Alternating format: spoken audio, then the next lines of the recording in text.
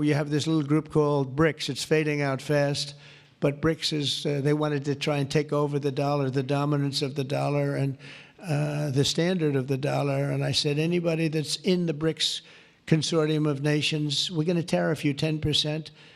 And they had a meeting the following day, and almost nobody showed up. They said, leave me alone.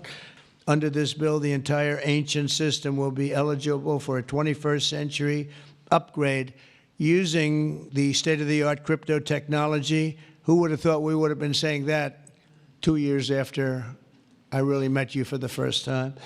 The Genius Act provides banks, businesses, and financial institutions a framework for issuing crypto assets backed one-for-one with real U.S. dollars, treasury bills, and other cash equivalents. It's really strengthening the dollar and giving the dollar great prominence. And, you know, you have this little group called BRICS. It's fading out fast, but BRICS is, they wanted to try and take over the dollar, the dominance of the dollar and the standard of the dollar. And I said, anybody that's in the BRICS consortium of nations, we're going to tariff you 10%. And they had a meeting the following day, and almost nobody showed up. They said, leave me alone. We didn't want to, they didn't want to be tariffed, did they, Howard? Huh? So it's amazing. No, we're not going to let the dollar slide. If we have a smart president, you're never going to let the dollar slide. If you have a dummy, that could happen. Like the last one, he would, if you ever asked him about the dollar sliding, he would have no idea. But we can't let that ever happen again. Consumers, vendors, and people all over the world will then be able to use those stable coins for ultra-low-cost transactions that are cleared and settled in a matter of seconds rather than weeks and months. And it's really an amazing thing. And with the privacy, flexibility, and decentralization of cash, this revolution has the potential to supercharge American economic growth and empower billions of people to save and transfer in U.S. dollars. It's really all backed by the dollars. It's really a great thing. And a lot of, you know, we had a lot of Democrat support. I have to tell you that. I was shocked anytime you get one but we had a tremendous amount of Democrat support, which we appreciate, and which just shows you that you're doing the right thing. This will increase demand for U.S. Treasuries, lower interest rates, and secure the dollar's status as the world's reserve currency for generations to come. The reserve currency is so important. You know, if we lost that, that would be like losing a world war. We can never let anyone play games with us, and that's why when I heard about this group from BRICS, 6 countries basically, I hit them very, very hard. And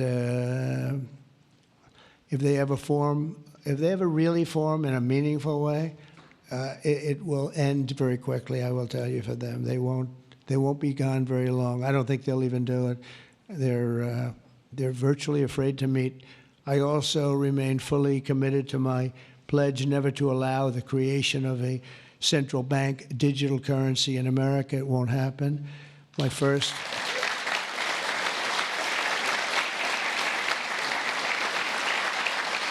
Thank you. And the other night, I will say, with some of the congressmen and women, they wanted that so badly. That was so important to them. You know, I was impressed that they knew what the hell it was, to be honest with you. Please, sir, please, the central bank digital currency, well, you have to make sure, sir. And I'm saying, what do you know about that? It's amazing the knowledge that people have gained all of a sudden. We had a lot of problems with some of them. I said, we've already got it from the Fed, right, from Commerce, and from an executive order. You don't need it a 4th time. Sir, we have to get it. It's amazing. But they knew their subject, though, didn't they, huh? And we helped them out. My first week in office, I signed an executive order to ban the creation of a CBDC in the United States, and very soon I look forward to signing legislation that will codify and ban the, make it a permanent law, put it in permanence. I'm also committed to signing landmark crypto market structure legislation this year to grow the industry. We're going to be growing it even more than people ever thought. It's a really hot industry. And for a little while, 2 nights ago, we were a little concerned because we were a little short on votes. Like, I would say maybe we were about 9 short. 9 short at 3 in the morning. We were about 4 short at 3:30 in the morning. And we were in good shape at 4 o'clock in the morning, right? But the people, and few people have fought harder for the bill than we're signing than some of the people here today. You have been unbelievable. It's our White House AI and crypto czar, David Sachs, who has done such a great job.